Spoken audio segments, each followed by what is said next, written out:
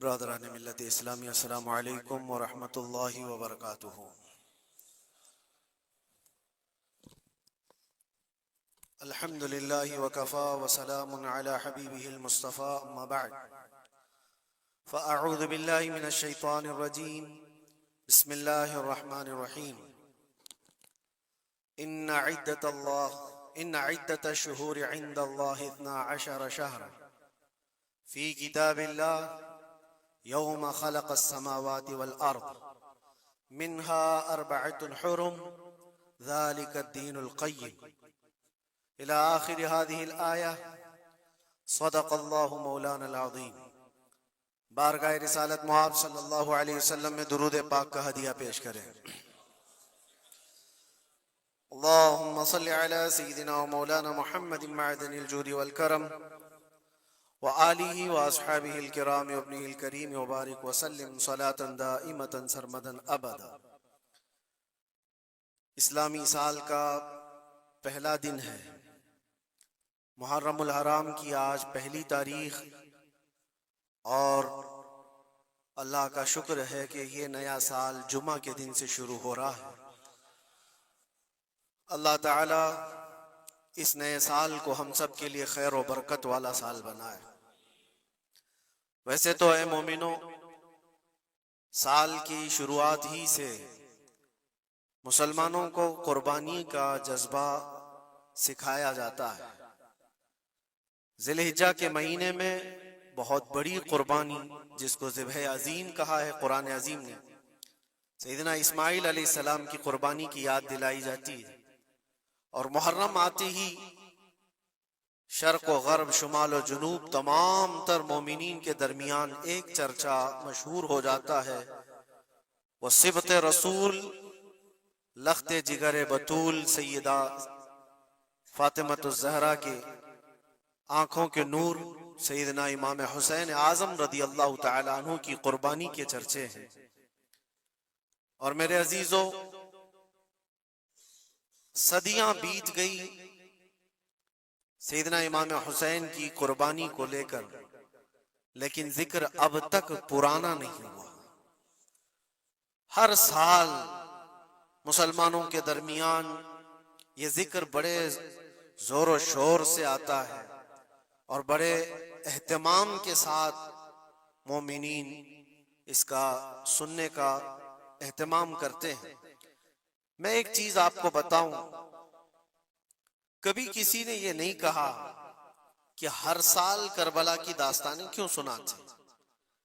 آدمی اگر ایک کہانی سنا ہو تو دوسری مرتبہ سننے کا اس کو دل نہیں کرتا، یا اگر بہت انٹرسٹڈ ہے تو دوسری مرتبہ سن لے گا، تیسری مرتبہ دل نہیں کرتا۔ لیکن مجھے بتاؤ، بچپن سے ہر سال آپ شوق سے سنتے ہیں یا نہیں امام حسین کو؟ اور کبھی مقرر سے یہ نہیں کہتے یا سنانے والے سے یہ نہیں کہتے کہ ہر سال یہی سنایا جا رہا ہے، بلکہ میں یہ کہتا ہوں، ہم اگر ہر سال کربلا کی داستانیں سناتے ہیں تو چلو مان لیا کہ کوئی مولوی صاحب لوگوں نے یہ شروع کر رکھا ہو، لیکن یہ کروڑوں کے عوام کیا پاگل ہے جو ہر سال سننا چاہتے ہیں؟ حقیقت میں بات یہ ہے، میں اس کو ایک فلسفے سے سمجھانا چاہتا ہوں۔ آپ کلمہ کون سا پڑھتے ہیں؟ لا الہ الا اللہ محمد رسول۔ آپ کے باپ کا کلمہ بھی یہی تھا، آپ کے دادا کا کلمہ بھی یہی تھا، پردادا کا بھی کلمہ یہی تھا، سالوں پہلے بھی جائیں تو صحابہ، تابعین، اولیاء کا کلمہ بھی یہی تھا۔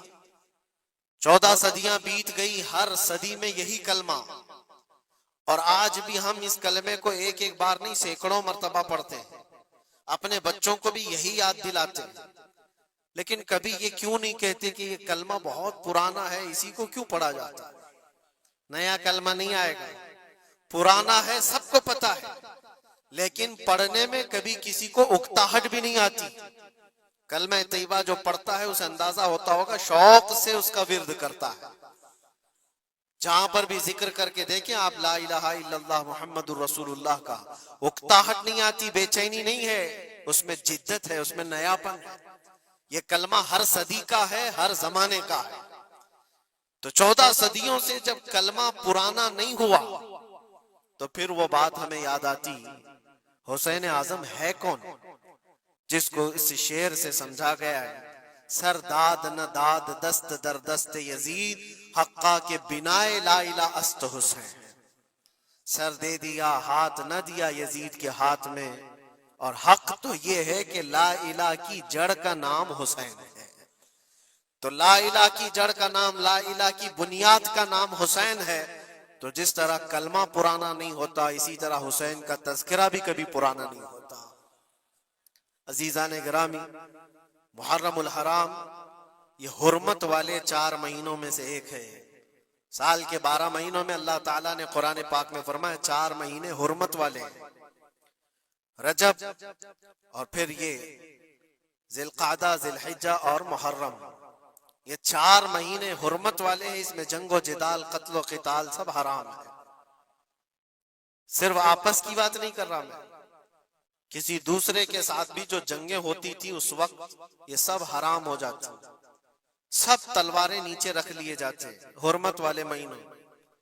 لیکن تف ہے، لعنت ہے اس یزیدی فوج پر جس نے حرمت والے مہینے کا بھی خیال نہیں کیا، اور نہ ہی کفار و مشرکین سے ان کا مقابلہ تھا، بلکہ رسول اللہ کے گھر والوں سے مقابلہ تھا، اہل بیت اطہار سے مقابلہ تھا۔ حرمت والے مہینوں کی دھجیاں اڑا دی گئی، کربلا کے اس میدان کو پورا لالا زار کر دیا، اس طرح خون ریز کر دیا گیا، ہر جگہ اہل بیت کے ٹکڑے نظر آتے تھے۔ وہ ایک عظیم سانحہ ہے، ایک عظیم حادثہ ہے جس کو رہتی دنیا تک بھلایا نہیں جا سکتا۔ آج میں تھوڑی باتیں عرض کر کے آپ کے سامنے یہ بات رکھوں گا۔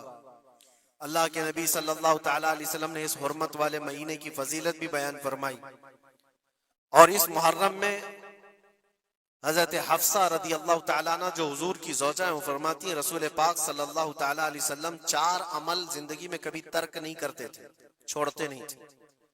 وہ کیا ہے؟ تو آپ فرماتی ہیں ان میں سے ایک عاشورہ کا روزہ حضور کبھی نہیں چھوڑتے تھے۔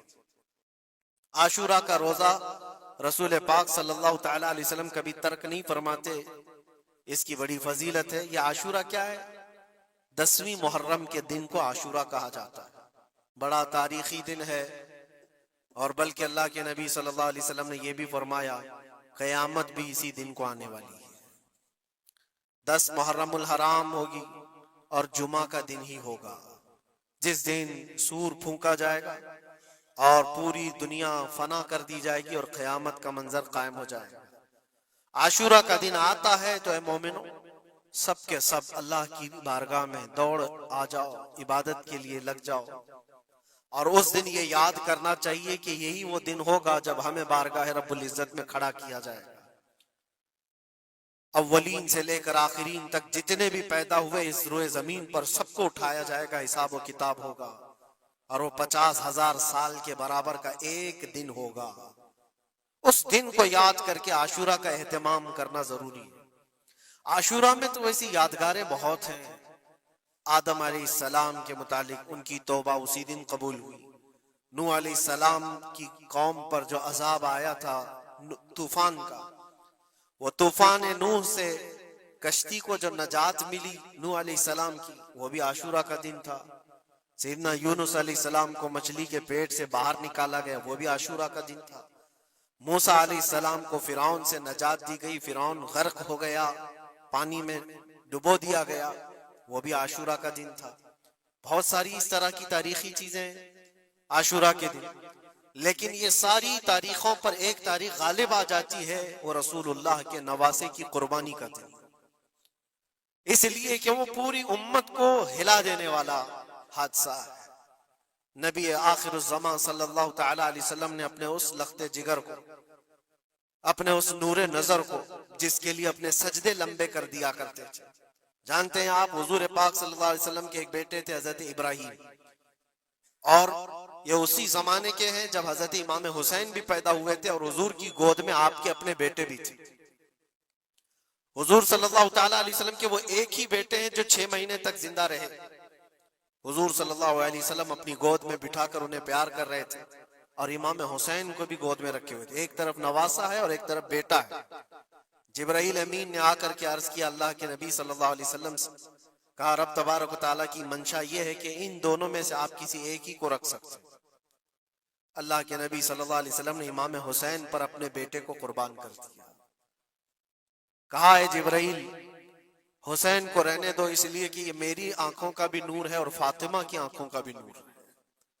پھر چند ہی دن کے بعد حضرت ابراہیم کا انتقال ہو گیا. آپ اندازہ کریں جس حسین اعظم کے لیے رسول پاک صلی اللہ علیہ وسلم نے اپنے بیٹے کو قربان کیا, اور مدینے کی گلیوں میں جس کو اپنے کندھوں پر اٹھا کر سوار کرتے تھے, امام حسین حضور کے صلی اللہ تعالی علیہ وسلم کے کندھوں پر سواری کیا کرتے تھے. دوش نبوت جن کی سواری ہو, اندازہ کر سکتا ہے کوئی؟ اس حسین اعظم کے چرچے مدینہ طیبہ میں بچپن میں ہی عام تھے. صحابہ اکرام رضوان اللہ تعالی علیہ مجمعین دیکھتے تھے, کبھی حضور صلی اللہ تعالی علیہ وسلم مسجد نبوی تشریف لاتے تو یہ دونوں شہزادے حضور کے جبے پر لٹکے ہوئے آتے تھے. کبھی حضور منبر پر کھڑے ہیں تو ایک شہزادہ حضور کے ایک قدم کو پکڑا ہے, دوسرا دوسرے قدم کو پکڑا ہوا ہے. یہ تو ان کی پرورش تھی جو بچپنے کی تھی. صحابہ ان کی اس بچپنے پر رشک کیا کرتے تھے, اور صحابہ اکرام رضوان اللہ تعالی علیہ مجمعین ادب حد درجے کا کرتے تھے. آپ کو میں بتاؤں, ادب تو ایسا تھا اہل بیت اطہار کا. امام حسین کی عمر چھوٹی سی تھی, امام حسین, اور ایک زمانہ ایسا تھا جب حضور پاک صلی اللہ علیہ وسلم کے وصال کے بعد حضرت ابو بکر کا زمانہ آیا, 2.5 سال آپ نے خلافت کی. پھر اس کے بعد حضرت عمر کا دور خلافت شروع ہوا, اور حضرت عمر کے دور خلافت کو کون نہیں جانتا؟ ایسے روب و دبدبے والا خلیفہ کہ لوگ ان کی ہیبت سے کانپتے تھے. قیصر و کسریٰ کانپ رہے ہوتے تھے, بڑی بڑی فوجیں تھراتی تھی اس نام سے, حضرت عمر کے نام سے. ان کے دور خلافت میں ایک بار ایسا ہوا تھا کہ حضرت عمر کے بیٹے ہیں عبداللہ, اور ان کا اور حضرت امام حسین کا بچپن میں کچھ جھگڑا ہو گیا. چھوٹی عمر تھی, امام حسین کی بھی عمر چھوٹی تھی, عبداللہ کی عمر بھی چھوٹی تھی. دونوں تکرار کرتے رہے, کچھ نہ کچھ بات چیت ہوئی ہوگی. تو حضرت حسین نے حضرت عبداللہ کو غصے میں یوں کہا, تو کیا مجھ سے بحث کرتا ہے؟ تیرا باپ تو میرے نانا کا غلام تھا, خلیفہ وقت ہیں وہ, اور ان کو اس طرح سے کہا تیرا باپ آج جو خلیفہ ہے وہ میرے نانا کا غلام تھا.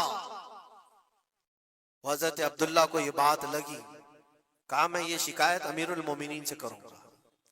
وہ دوڑ کر کے آئے, خلیفہ وقت ہے جس کے سامنے کھڑے ہونے کے لیے اچھے اچھے کانپ جاتے تھے. بیٹے نے آ کر کے کہا حضرت عمر فاروق سے کہ ابا آج میری حسین سے تکرار ہوئی, اور جھگڑے میں انہوں نے مجھے یوں تانا مارا کہ تیرا باپ میرے نانا کا غلام تھا. حضرت عمر اتر آئے کرسی سے اور کہا کیا حسین نے ایسا کہا؟ کہا بالکل ایسا ہی کہا. تو حضرت عبداللہ کہتے ہیں ابا کا جلال دیکھ کر کے میں سمجھ گیا کہ حسین کو سزا ملے گی. کہا جاؤ حسین کو بلا لاؤ, حسین کو بلا لاؤ, انہوں نے یہ کہا ہے میں سننا چاہتا ہوں. حضرت عبداللہ دوڑے ہوئے گئے, چند اور لوگ بھی ساتھ میں آ گئے کہ حسین کی پیشی ہو گئی ہے خلیفہ وقت کے دربار میں, امیر المومنین عمر ابن خطاب نے طلب کیا ہے. حضرت حسین آئے, اور وہ شہزادے کے اندر جو روب و دبدبہ ہے, جلال ہے, جمال ہے, وہ بچپنے سے قائم. رسول اللہ صلی اللہ علیہ وسلم کا لعاب پاک جس نے پیا, خلیفہ وقت کے سامنے آ کر کھڑے ہوئے. حضرت عمر نے پوچھا حسین میرے بیٹے کو کیا آپ نے ایسا کہا ہے کہ تیرا باپ میرے نانا کا غلام تھا؟ حضرت حسین نے کہا ہاں میں نے کہا ہے. ڈر کس بات کا, خوف کس بات کا؟ جو کہا ہے وہ کہہ رہا ہوں, ہاں میں نے کہا. حضرت عمر نے کہا کیسے کہے بتاؤ, کس طرح سے تم نے کہا تھا, بول کے بتاؤ. حضرت حسین نے کہا میں نے عبداللہ سے یہ کہا تیرا باپ میرے نانا کا غلام تھا. حضرت عمر نے کہا اور ایک بار بولو. حضرت حسین نے پھر کہا عبداللہ تیرا باپ میرے نانا کا غلام تھا. حضرت عمر نے کہا اور ایک بار بولو. 3 بار بولنے کے بعد ان کے دونوں بازو پکڑ کر کے گھٹنے زمین پر ٹیک دیا. حضرت امیر المومنین کہتے ہیں میری بخشش کے لیے تمہارے جملے ہی کافی ہو گئے. آپ نے جو مجھے سند دی ہے اے حسین، بس یہ جملہ کل قیامت کے دن بھی کہہ دینا، جب میرا حساب ہو رہا ہو تو اتنا کہہ دینا عبداللہ کا باپ عمر میرے نانا کا غلام تھا۔ اس لیے کہ رسول کریم صلی اللہ علیہ وسلم نے فرمایا ہے الحسن والحسین سیدہ شباب اہل الجنہ، حسن اور حسین جنتی جوانوں کے سردار ہیں۔ یہ جسے اجازت دے دیں وہ جنت میں چلا جائے گا، جسے یہ کہہ دیں وہ کہ یہ میرے نانا کا غلام ہے۔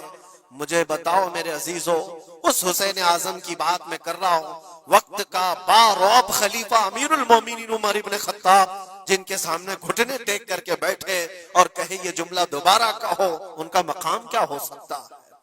حد درجے کا ادب صحابہ اکرام کے اندر تھا۔ اور ایک مرتبہ ایسا بھی ہوا تھا، حضرت عمر ممبر پر کھڑے تھے، حضرت امام حسین اپنے گھر سے دوڑتے ہوئے آئے۔ یہ وہ منظر تھا جب انہوں نے اپنے نانا کو ممبر پر خطبہ دیتے ہوئے سنا ہے۔ زمانہ انہوں نے آنکھیں کھولی ہیں حضور کی گود میں، بچپنا پایا ہے رسول اللہ کے گھر میں، اور دیکھا ہے سب سے پہلے خطبہ دیتے ہوئے تو اپنے نانا کو دیکھا تھا، لیکن جب رسول کریم صلی اللہ علیہ وسلم کی وفات ہو گئی تو پورا اندھیرا سا چھایا ہوا تھا۔ حضرت امام حسین ان کے متعلق ہے کہ ایک بار حضرت عمر ممبر پر کھڑے تھے، وہ دوڑتے ہوئے آئے مسجد میں، حضرت حسین کو ایسا لگا کہ رسول اللہ خطبہ دے رہے ہیں۔ وہ یادیں کہاں سے جاتی جو رسول اللہ کو خطبہ دیتے ہوئے دیکھا تھا۔ دوڑتے ہوئے آئے، دیکھا عمر فاروق خطبہ دے رہے ہیں، تو چیخ کر کے کہا کہ آپ میرے نانا کے ممبر سے اتر جاؤ، یہ میرے باپ کا ممبر ہے، اپنے باپ کے ممبر پر جاؤ، تمہارے باپ کے ممبر پر جاؤ۔ حضرت عمر اتر گئے، یہ نہیں کہ خطبہ قائم رکھا، فوراً اترا اور شہزادے کو پکڑ کر کے رونے لگ گئے۔ سچ کہا ہے حسین، یہ ممبر تو تمہارے گھر کا ہی ہے، یہ ممبر تمہارے باپ کا ہے، تمہارے نانا کا ہے، اور انہوں نے یہ عزت بخشی ہے ہمیں کہ ہم اس ممبر پر کھڑے ہوتے ہیں۔ اگر آپ اجازت دیں تو میں خطبہ دوں، ورنہ میں یہیں بیٹھا رہوں۔ یہ مقام تھا امام حسین کا، بچپنے کی بات کر رہا ہوں۔ پھر انہوں نے کہا آپ خطبہ دیں، حضرت عمر خطبہ دینے لگے۔ عزیزان گرامی، رسول کریم صلی اللہ تعالی علیہ وسلم کے اس عظیم خانوادے کی بات کر رہا ہوں۔ دنیا نے امام حسین کی داستانیں کربلا کی بہت سنائی، اور ہم بھی سناتے رہے اور سنتے بھی رہے۔ وہ تو آخری وقت کی قربانیاں ہیں، جب آپ کی زندگی پاک تمام ہونے کو آئی اس وقت تو کربلا میں پہنچے، لیکن آپ کی ابتدائی زندگی اور آپ کی جوانی، یہ سب معاملات ہر نوجوان کے سامنے ہونا چاہیے۔ اگر نوجوان آج ہمارا یہ کہتا ہے کہ میرا آئیڈیل حسین ہے، تو اس کو حسین کی زندگی پڑھنا چاہیے۔ اگر وہ پڑھے گا تو یزیدیوں کی طرح جینا چھوڑ دے گا، جینے کا طریقہ یزیدیوں کی طرح اور نعرے حسین کے ہوں تو یہ زمین و آسمان کا فرق ہے میرے عزیزوں۔ سیدنا امام حسین رضی اللہ تعالیٰ عنہ کے گھرانے کی بات میں آپ کو کہوں، ایک بار حضور پاک صلی اللہ تعالیٰ علیہ وسلم حضرت فاطمہ کے گھر تشریف لائے تھے۔ یہ کون سا وقت تھا میں آپ کو بتاؤں، بچے دونوں بیمار تھے، امام حسن اور امام حسین۔ تو حضرت فاطمہ نے منت کر لی تھی کہ اگر یہ بچے صحت یاب ہو جائیں تو 3 روزے رکھیں گے۔ حضرت علی نے بھی منت کر لی، تو اس کے بعد بچے صحت یاب ہو گئے تو روزے رکھے۔ حضرت علی رضی اللہ تعالیٰ عنہ، داماد رسول، اسد اللہ الغالب، شیر خدا جن کو کہتے ہیں، فاتح خیبر شکن اور فاتح خیبر، سیدنا علی ابن ابی طالب رضی اللہ تعالیٰ عنہ ایک کھجوروں کے باغیچے میں کام کیا کرتے تھے، اور مزدوری میں صرف 2 درہم آپ کو ملتے تھے۔ وہ 2 درہم ایسے کہ اس سے مدینے میں اتنا آٹا ملتا تھا جس سے 5 روٹیاں بن سکتی تھی۔ یہ دن کی مزدوری تھی ان کی، دن بھر کام کر کے آتے، روزہ رکھ کر کے گئے تھے، کام کر کے 2 درہم مزدوری میں لے آئے، اور اس کے بعد آٹا خرید کر لائے اور کہا فاطمہ روٹیاں بنا لو۔ 5 لوگ تھے گھر میں، حضرت فاطمہ، حضرت علی اور آپ کی ایک کنیز فضہ، اور حضرت حسن اور حسین رضی اللہ تعالیٰ عنہم۔ 5 روٹیاں بنی تھی، اور شام میں افطار کے لیے بیٹھے تھے، تو عین افطار کے وقت ایک مسکین دروازے پر آتا ہے، وہ کہتا ہے یہ اہل بیت کا گھرانہ ہے، میں بہت بھوکا ہوں، کیا مجھے کچھ کھلایا جا سکتا ہے؟ حضرت فاطمہ نے 5 روٹیاں اٹھا کر اس کی جھولی میں ڈال دی، ایک بھی نہیں رکھا، اور پانی پی کر افطار کر لیا۔ کیا یہ کر سکتا ہے ہم میں سے کوئی؟ افطاری کے وقت ہمارے سامنے رکھا ہوا سامان ادھر سے ادھر ہونے نہیں دیتے۔ کوئی تمہارا شربت تھوڑا سا اٹھا لے تو دیکھو پارا کتنا چڑھ جاتا ہے۔ افطاری کے وقت تو سب کو بھوک شدت کی لگی رہتی ہے، اور اس وقت گھر میں جو موجود ہے وہ اٹھا کے دے دینا۔ مسکین تو لے کر چلا گیا، اور یہ پانی سے افطار کر کے رہ گئے، رات کو اسی پانی سے سحری بھی، دوسرا روزہ تھا۔ حضرت علی مزدوری پر گئے، پھر وہی مزدوری، اور آٹا لائے، 5 روٹیاں بنی، اور افطار میں بیٹھے تھے کہ ایک یتیم بچہ آ گیا جس کے ماں باپ نہیں تھے۔ اس نے آواز لگانی شروع کی کہ میرا کوئی نہیں ہے، میرا آسرا نہیں ہے، میرا باپ نہیں ہے، میں یتیم ہوں، کیا مجھے اس گھر سے کھلایا جا سکتا ہے؟ آج حضرت فاطمہ نے وہ 5 روٹیاں اٹھائی، اس کی جھولی میں ڈال دی، کہا صبر کر لو، ہم پانی پی لیں گے۔ پانی پی کر دوسرا دن افطار کر لیا انہوں نے، اور اس دن اسی طرح سے سحری کیے، اور تیسرا روزہ تھا۔ کون رکھ سکتا ہے میرے عزیز؟ ایک روزہ ہی لوگوں کے لیے کتنا بھاری ہوتا ہے، تیسرا روزہ تھا بغیر کسی چیز کے کھائے ہوئے، اور تیسرے روزے کے بعد پھر مزدوری کی حضرت علی نے، پھر اتنی مزدوری سے آٹا خرید لائے، 5 روٹیاں بنی، اور آج ان کے کھانے کا وقت تھا، افطاری کرنے ہی والے تھے۔ جیل سے چھوٹا ہوا ایک قیدی ان کے گھر کے پاس آیا، قیدی تھا جو برسوں سے جیل کی سزا کاٹ رہا تھا، اچانک آیا اور کہا میں بہت بھوکا ہوں، میرے پاس کوئی اسباب نہیں، کھانے پینے کا کوئی سامان نہیں، اور میں نے اس گھرانے کی بڑی تعریف سنی ہے، یہ اہل بیت کا گھرانہ ہے، کیا مجھے کھلایا جا سکتا ہے؟ یقیناً وہ لجپال گھرانہ ہے، وہ سخی گھرانہ ہے۔ آج بھی 5 روٹیاں اٹھائی اور ڈال دی، اور حالت یہ ہو گئی تھی کہ سب کا پیٹ پیٹ سے لگ گیا تھا، اور آواز نہیں نکل رہی تھی کسی کی۔ تیسرا دن گزرا تھا، اور اس وقت سب حسنین کریمین طاق میں دبکے ہوئے اندر بیٹھے ہوئے تھے، حضرت علی جھکے ہوئے تھے، حضرت فاطمہ بھی وہ سجدے میں تھی۔ رسول کریم صلی اللہ تعالی علیہ وسلم اس حالت میں اس گھرانے میں تشریف لاتے، اور آئے، آواز دیا تو آواز کسی کی نکل نہیں رہی، سناٹا ہے گھر میں۔ دیکھا تو حسنین کریمین جسم پورا لاغر دکھ رہا ہے، دیوار سے دبکے ہوئے بیٹھے ہیں، حضرت فاطمہ الگ، حضرت علی الگ۔ یہ کیا منظر ہے؟ یہ اہل بیت وہ ہے جو فاقہ کرتے تھے لیکن شکایت کسی کے پاس کرتے نہیں تھے۔ یہ نہیں کہ ہمارے گھر میں کچھ نہیں ہے، کبھی نہیں کہا، اسی طرح بیٹھے رہے۔ اللہ کے نبی صلی اللہ علیہ وسلم پوچھ رہے تھے تمہیں کیا ہو گیا؟ اسی اسنا میں ان کا جواب آنے سے پہلے جبرائیل امین آیت لے کر کے آ گئے، آیت لے کر کے آ گئے۔ قرآن پاک کی آیت سورہ دہر میں آج بھی موجود ہے، اللہ تعالیٰ فرماتا ہے وَيُطْعِمُونَ الطَّعَامَ عَلَى حُبِّهِ مِسْكِينًا وَيَتِيمًا وَأَسِيرًا۔ اے رسول پاک، یہ وہ گھرانہ ہے جو اللہ کی محبت میں کبھی مسکین کو کھلاتا ہے، کبھی یتیم کو کھلاتا ہے، اور کبھی قیدیوں کو کھلاتا ہے۔ اور حضور کو حضرت جبرائیل نے بشارت دی، نہ وہ مسکین گھر پہ آیا تھا، نہ یتیم گھر پہ آیا تھا، نہ قیدی گھر پہ آیا تھا، وہ تو اللہ کا فرشتہ تھا جو اہل بیت کا امتحان لے رہا تھا۔ اور یہ اہل بیت کا گھرانہ امتحان میں مکمل کامیاب ہے، اور ان کے کھانے کے لیے اللہ تعالیٰ جنت سے کھانے نعمت اتار رہا ہے۔ یہ وہ گھرانہ تھا۔ کیا اس صبر کو آپ دیکھ سکتے ہیں بچپن میں جہاں اتنا صبر سکھایا گیا ہو؟ بچوں نے یہ الجھ کر کے کہا ہو کہ ماں کیوں دے رہی ہو روٹیاں، ہمارے لیے بھی تو کچھ رکھو۔ یہ وہ آداب تھے، یہ وہ پرورش تھی جو کربلا کے میدان میں ان کو جبل استقامت بنایا ہوا تھا۔ ٹس سے مس نہیں ہوتے تھے، یہ اچانک آئی ہوئی پرورش نہیں تھی، اچانک ملی ہوئی تربیت نہیں تھی، ان کی گٹھی میں گھول کر کے پلائی گئی ہوئی تربیت تھی۔ حسنین کریمین کو یہ صبر و استقامت ان کی ماں اور ان کے باپ نے اس وقت سے دیا ہے جب ابھی وہ شعور کی آنکھیں کھول رہے تھے۔ عزیزان گرامی وقار، استقامت کس کو کہتے ہیں؟ یہی ایک جملہ، ایک لفظ یاد کر لو، بس کافی ہے۔ آج میرا میسج اتنا ہی ہے، استقامت ہے صرف اور صرف ظلم سہ کر کے مر جانا، یہ کوئی کمال کی بات نہیں۔ ظالم کے سامنے ڈٹے رہنا اور حق بات کا اعلان کرنا، یہ استقامت ہے۔ اور یہ ساری کرامتوں سے بڑھ کر کے ہے، ساری کرامتیں۔ جو بھی ولی کرامت دکھاتا ہے وہ نبوت کا پرتو ہوتا ہے، معجزے کا پرتو ہوتا ہے۔ نبی معجزہ دکھاتے ہیں۔ معجزہ کیا ہے؟ ایسا کام جو عام انسان نہیں کر سکتا۔ جیسے حضرت موسیٰ علیہ السلام نے اپنے لکڑی کو زمین پر ڈالا تو وہ سانپ بن گیا، اژدھا بن گیا۔ حضرت عیسیٰ علیہ السلام مٹی کے پرندے کو پھونک مارتے تھے تو وہ اڑ جاتا تھا، یہ معجزہ ہے۔ اور ولی سے جو کام صادر ہوتا ہے ایسا جو عام انسان نہیں کر سکتا، اس کو کیا کہتے ہیں؟ کرامت۔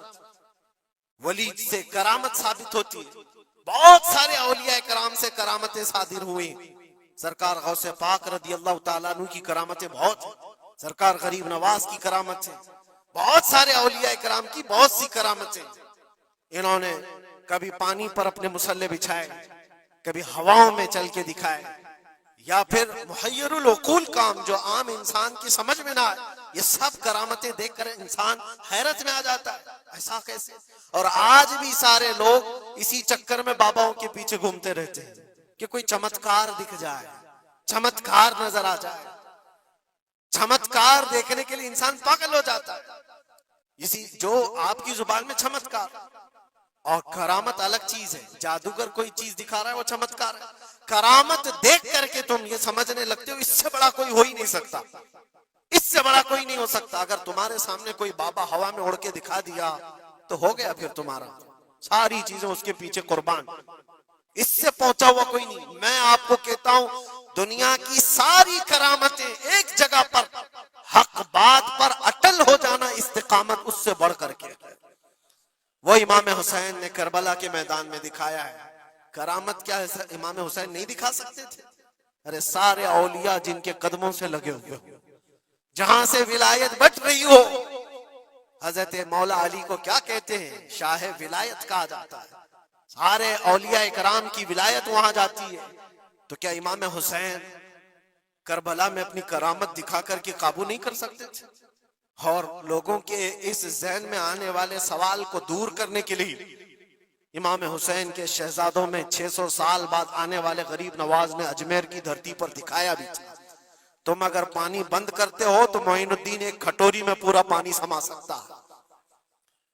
کیا نہیں ہوئی تھی؟ انا ساگر کا پورا پانی ایک کھٹوری میں سرکار غریب نواز کے حکم پر نہیں جمع ہوا تھا، اور آپ نے چھوڑ دیا تو پانی پورا چلا گیا۔ وہ 600 سال بعد آنے والے غریب نواز جو امام حسین کی اولاد میں سے اتنے سالوں بعد آنے والی اولاد میں یہ پاور ہے، یہ طاقت ہے، تو حسین کے ہاتھوں میں کیا طاقت ہو سکتی؟ ارے دریائے فرات تو ان کے قدموں سے لگ کر کے بہتا اگر حکم دیتے، لیکن امام حسین رضی اللہ تعالیٰ عنہ کرامت سے اگر وہ معاملہ حل کر دیتے تو ہم جیسے نکموں کے لیے آئیڈیل کون ہوتا؟ ہم جیسے غریبوں کے لیے آئیڈیل کون ہوتا؟ وہ تو بڑے لوگ تھے، متقی تھے، پرہیزگار تھے، رسول اللہ کے خاندان سے تھے، انہوں نے کرامتوں سے ان معاملات کو حل کیا ہوگا۔ لیکن ہم جیسے لوگ اس زمانے میں اپنے دور کے یزیدیوں سے لڑنے کا وقت ہوتا تو ہم کون سی کرامت دکھاتے؟ اسی لیے امام حسین نے قیامت تک آنے والے مسلمانوں کے لیے کرامت دکھا کر کے اس میدان کو فتح نہیں کیا، استقامت دکھا کر۔ یہ میسج تھا کہ اے مسلمانوں، جیسی بھی بڑی طاقت تمہارے سامنے آئے ڈٹے رہو، جمے رہو، اور مرنے کا خوف نہ رکھو۔ اگر کٹ جاتے ہو، مر جاتے ہو تو کوئی فرق نہیں پڑتا، کیونکہ رب تبارک و تعالیٰ نے پہلے ہی قرآن میں گواہی دے دی ہے وَلَا تَقُولُوا لِمَنْ يُقْتَلُ فِي سَبِيلِ اللَّهِ أَمْوَاتٌ بَلْ أَحْيَاءٌ وَلَكِنْ لَا تَشْعُرُونَ۔ جو اللہ کی راہ میں مارے جائیں انہیں مردہ نہ کہو، وہ زندہ ہیں، تمہیں اس کا شعور نہیں۔ اور وہ زندگی تو آج بھی ہم دیکھ رہے ہیں، آج بھی ہم دیکھ رہے ہیں، اسلام زندہ ہوتا ہے ہر کربلا کے بعد۔ کیا یہ نہیں دیکھ رہے؟ ہر گھر پہ امام حسین کے چرچے، جلنے والے ہوں گے، کڑنے والے ہوں گے، لیکن ان کو انگلیوں پہ گنا جا سکتا ہے، باقی چاہنے والوں کی تعداد ستاروں سے زیادہ ہے۔ امام حسین کا جھنڈا آج بھی اسی طرح لہرا رہا ہے۔ سچ بتاؤں میں آپ کو، کبھی آپ کو اتفاق ہو تو ملک شام کے دمشق میں بھی جانا، جہاں پر 3 سال یزید کا دربار لگتا تھا، وہ بھی اپنے وقت کا خلیفہ بنا ہوا تھا، اور اس نے جو اپنے دور خلافت میں، اپنے دور حکومت میں ظلم ڈھائے وہ تاریخ میں رقم ہو چکے۔ جا کر کے پوچھنا اہل شام سے، دمشق والوں سے، کہ ایک دور یہاں تمہارا بادشاہ رہتا تھا، شام کا حکمران یزید، وہ کہاں ہے، اس کی قبر کہاں ہے؟ لوگ تو بغلیں اٹھا کر کے آپ کو کہیں گے کہ یہاں تو کوئی ایسی قبر نہیں دی۔ ہاں ہم کو پتا ہے، بعض مورخین نے، بعض دانشور جو پڑھے لکھے وہ کہتے ہیں جہاں پر سارا کچرا ایک جگہ پھینکا جاتا ہے، ڈم کیا جاتا ہے دمشق کا، وہاں کہیں اس کی قبر کھو گئی ہے، اس میں کہیں قبر کھو گئی ہے۔ یہ تو اس کی بات کر رہا ہوں جو بادشاہ تھا، فوج رکھتا تھا، تاج رکھتا تھا، تخت رکھتا تھا اور حکومت رکھتا تھا، اس کا سوال ایسے۔ پھر آؤ عراق کی سرزمین پر اور کربلا جاؤ، سوچو ایک کھلا چٹیل میدان تھا، یہاں پر کوئی آبادی نہیں تھی، دور دور تک ایک دریائے فرات بہتی تھی اور باقی کچھ نہیں تھا، اور جا کر کے آپ ڈھونڈنے لگ جاؤ گے کہ وہ میدان کہاں ہے تو تمہیں میدان نہیں ملے گا، ہر جگہ آبادی ہی آبادی۔ ایک حسین و جمیل شہر ہے، اور لوگوں سے پوچھو کہ یہاں تو ہم نے سنا تھا رسول اللہ کے شہزادے حسین کو کاٹ کر کے ٹکڑوں میں بدل دیا گیا تھا، ان کے شہزادوں کو، اور امام حسین کے سر کو الگ کر دیا گیا، جسم کو الگ کر دیا گیا، ان کے بیٹوں کے جسم پر گھوڑے دوڑا دیے گئے تھے۔ سنا تو ایسا تھا کہ ان کے سب جسم کو اس طرح سے بکھیر دیا گیا تھا، وہ کہاں ہیں؟ کیا مٹ گئے تاریخ میں؟ نہیں، آپ کو ہاتھ پکڑ کر لے جا کر ایسے دربار میں کھڑا کریں گے جس دربار کی اونچائی دیکھنے سے ٹوپی گر جاتی ہے۔ اس حسین دربار کو دیکھتے ہی دل میں ہیبت طاری ہوتی ہے، اور پھر تم بے اختیار یہ کہہ دو گے، حسین کا دربار دیکھتے ہی تمہاری زبان سے یہ الفاظ نکل پڑیں گے، شاہ است حسین، بادشاہ است حسین۔ وہ اب بھی بادشاہ ہے، اب بھی شاہ ہے، اور ہزاروں لوگوں کو دیکھا ہے ہم نے حسین اعظم کی قبر پاک کے پاس آتے ہیں۔ میں پوچھا تھا ایک بڑے بزرگ سے، چٹیاں وہاں پر بہت اندر رہتی ہیں، بہت سارے لوگ اپنے پیسے بھی ڈالتے ہیں، نذرانے بھی پیش کرتے ہیں، بہت ساری چٹیاں ہوتی ہیں۔ میں نے پوچھا چٹیاں کیا ہیں؟ کہا برسوں سے رواج ہے، جب کسی کا کوئی مسئلہ حل نہیں ہوتا تو وہ پورا چٹی میں اپنا لکھ کر کے لاتا ہے اور امام حسین کے پاس پیش کرتا ہے، اس لیے کہ اس کا وجدان یہ کہتا ہے ہم رعایا ہیں اور وہ بادشاہ ہے، بادشاہ کے سامنے اگر شکایت نہ کی جائے تو پھر کس کے سامنے کی جائے؟ لوگ اپنی شکایتیں آج بھی پیش کرتے ہیں۔ میں کہنا یہ چاہتا ہوں میرے عزیزو، 14 صدیوں کے بعد بھی جس کی بادشاہت ختم نہیں ہوتی، وہ کس بات کی وجہ سے ہے؟ وہ استقامت کی بنیاد پر ہے۔ اسی لیے تو قرآن میں اللہ نے فرمایا ان الذین قالوا ربنا اللہ ثم استقاموا، بے شک وہ لوگ جنہوں نے کہا ہمارا رب اللہ ہے پھر جمے رہ گئے، تتنزل علیہم الملائکہ، ان پر اللہ فرشتے اتارتا ہے، اور فرشتے یہ کہتے ہوئے آتے ہیں جو استقامت کے ساتھ کھڑا ہے اس کو کہ گھبراؤ مت، ڈرو مت، ان قریب اللہ تبارک و تعالیٰ نے جو تم سے وعدہ کیا ہے وہ تمہیں ملنے والا ہے۔ یہ استقامت کے ساتھ رہنے والے کے لیے ملائکہ اتارے جاتے ہیں۔ آج بھی ہمارا امتحان اسی استقامت کو لے کر کے ہے، کتنے جمے رہو گے، کتنے ڈٹے رہو گے، یہی امتحان آنے والا ہے۔ آگے بھی دیکھنا، اس زمانے میں بھی دیکھنا، تمہاری ٹوپیاں اتاری جا رہی، تمہاری داڑیاں نوچی جا رہی، تمہارے برقعے، تمہارے حجاب سب سوالیہ نشان ہیں۔ اب تو حالات یہ ہو گئے ہیں، لوگوں کو اتنی کھجلی ہے کہ اذان کی آواز سے بھی پورے جسم میں کچھ لوگوں کو کھجلیاں ہوتی ہیں، تکلیفیں اتنی ہیں کہ سب اتار دو، کوئی اذان کی آواز نہیں۔ صدیوں سے جو اذان کی آوازیں گونج رہی تھی، آج پتہ نہیں پاگلوں کے دماغ میں کون سی چیز سوار ہے، کون سا شیطان سوار ہے۔ یہ صرف اور صرف اس لیے نہیں ہے کہ ابھی ابھی کے بنے ہوئے شیطان ہیں، شیطان تو پرانے ہیں، لیکن امتحان کی گھڑی تمہاری ہے، وقت ابھی ہمارے امتحان کا آ چکا ہے۔ یہ جو پوری دنیا کے حالات آپ دیکھ رہے ہیں، ان حالات میں بھی میرے عزیزو ایک بات یاد رکھنا، بہت سارے طوفان، بہت ساری آندھیاں آئیں گی، اگر تم ایمان کی حفاظت کے ساتھ اس دنیا سے گئے تو امن میں ہو، ورنہ اللہ کے نبی صلی اللہ علیہ وسلم نے اسی زمانے کے لیے فرمایا تھا وہ زمانہ آئے گا میری امت پر کہ صبح مومن ہوں گے، شام میں کافر ہو جائیں گے، شام میں مومن سوئیں گے، صبح کافر اٹھیں گے۔ وہ اس زمانے میں ہم آ چکے ہیں جہاں ایمان کا سودا ہونے لگ گیا ہے. لوگ تو آج مجھے پتا ہے میں ہر چیز پر بات کروں تو بہت لمبی بات چلی جائے گی. ہماری قوم میں سب سے زیادہ وہ غدار لوگ موجود ہیں جو چند ٹکوں کے لیے، جو چند پیسوں کے لیے مخبری کیا کرتے ہیں اور ایمان بیچتے ہیں. ان کو کیا حاصل ہوتا ہے؟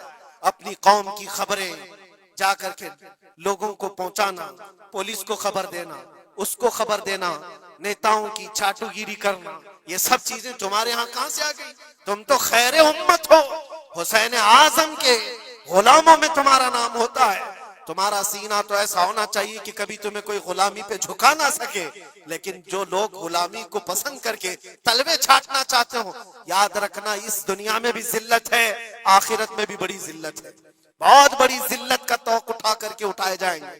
اسی لیے باز آؤ اے نوجوانوں، میں آپ سے کہتا ہوں، لالچ پر، پیسوں پر، تھوڑی سہولت دینے پر اگر تم بک جاتے ہو تو تم سے زیادہ اس روئے زمین پر کوئی بدنصیب نہیں ہوگا، کوئی بدنصیب نہیں ہوگا.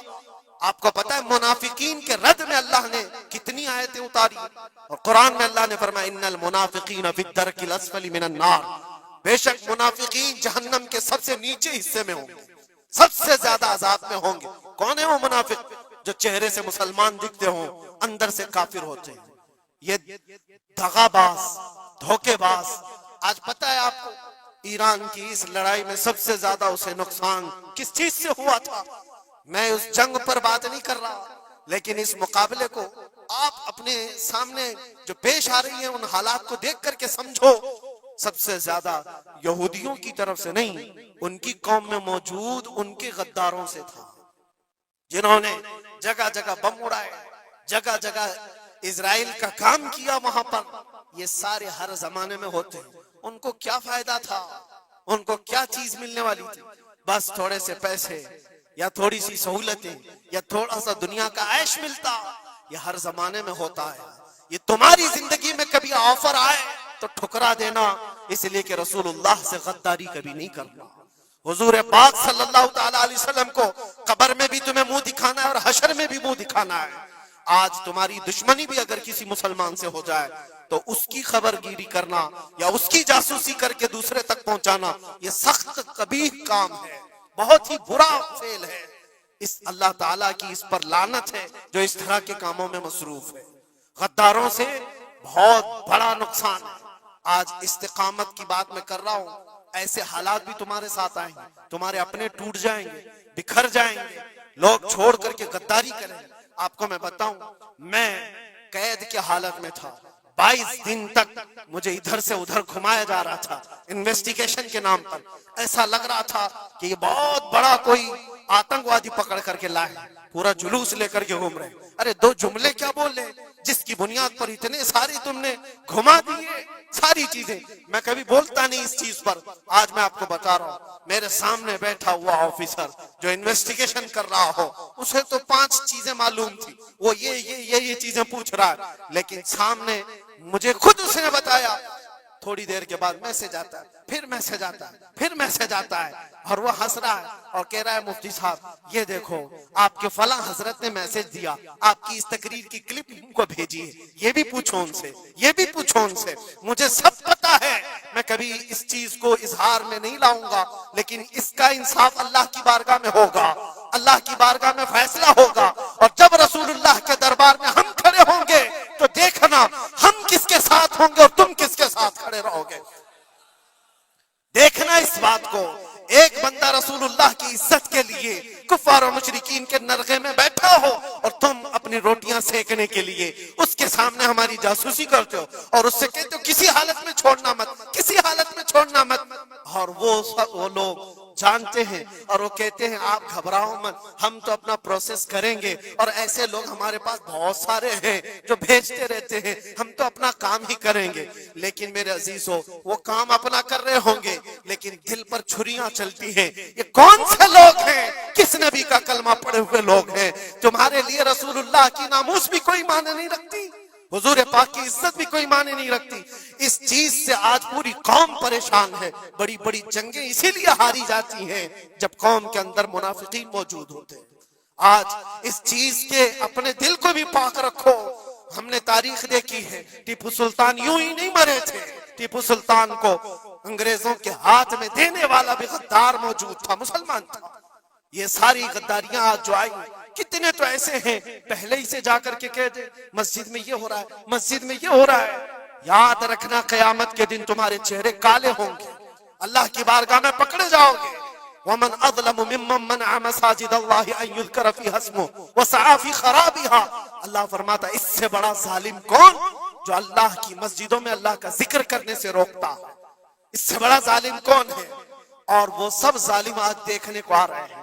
بہرحال خلاصہ کلام یہ ہے میرے عزیزو، ہم حسینی ایمان رکھتے ہیں اور حسین کی طرح اللہ کی بارگاہ میں دعا بھی کرتے ہیں کہ مولا ساری قربانیاں ہو جائیں مگر ایمان کا سودا کرنے کی نوبت کبھی نہ آئے۔ رب تبارک و تعالی ہماری یہ حفاظت فرمائے کہ ہمارے جسم کے چھتڑے ہو جائیں مگر مولا تیرے حبیب پاک کی عزت اور ان کی محبت بال برابر بھی ہمارے دل میں فرق آنے نہ پائے، بال برابر بھی فرق ہونے نہ پائے۔ اپنی اولاد کو بھی یہی تعلیم دے کر جاؤ، یہی تعلیم دے کر جاؤ۔ کربلا سننے کا مطلب یہ نہیں ہے ماتھا پیٹ لیا، سینہ پیٹ لیا، رو دھو کر کے اٹھ گئے۔ رونا تو سب کو آسانی سے آ جائے گا، لیکن حسین کے اس میسج کو اپنے بچوں میں ایسا پلا کر کے جاؤ کہ تمہارے دور میں بھی یزید آئیں گے، تمہارے دور میں بھی یزیدی فتنے ہوں گے۔ اس وقت میرے بیٹے چوڑیاں پہن کر گھر میں نہ بیٹھنا، یزیدیوں کا مقابلہ کرنے کے لیے حق بات کا اعلان کرنا۔ مجھے یاد ہے میری بات، میں جس وقت اپنے گھر سے دلی کے لیے نکل رہا تھا تو میری ماں نے یہی کہا تھا نہ واپس آؤ تو کوئی بات نہیں، ہمیں یقین ہے کہ اللہ کے راستے پر جا رہے ہیں۔ اللہ تبارک و تعالی اس استقامت کو ہر گھر میں عطا فرمائے، حسین اعظم کا جذبہ اللہ تعالی ہماری اولاد میں عطا فرمائے۔ وآخر دعوانا ان الحمدللہ رب العالمین۔ السلام علیکم۔